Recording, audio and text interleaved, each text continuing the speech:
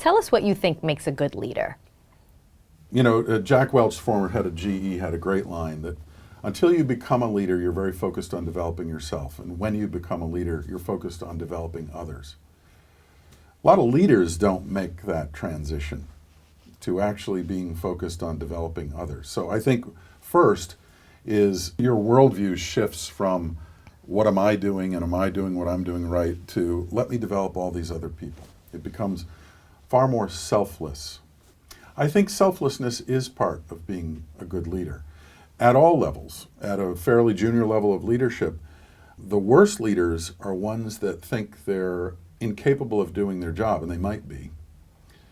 They're underconfident, overwhelmed, and take it out on their people.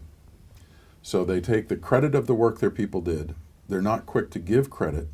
Imagine conversely someone who has some confidence, they earned the role that they're in, they know they're adding value, and so they flip it around and they spend a lot of their time giving credit to their team, coaching their team to do a better job, and letting them shine.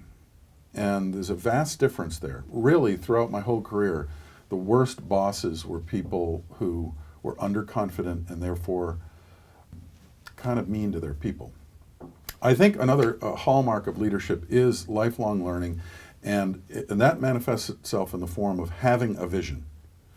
If you really want to learn where your field is going, and therefore you think it's incumbent on you to have a point of view about where it's going, know the kinds of services you're going to need, the kind of talent you're going to need to hire, and the kind of training you're going to need to provide in order to get people there, I think that is a sign of good leadership. So when we have the Ketchum Leadership Institute get together, one of the things we focus on is what's your understanding of this field and what's your vision of where it's going to go? And how well can you articulate that?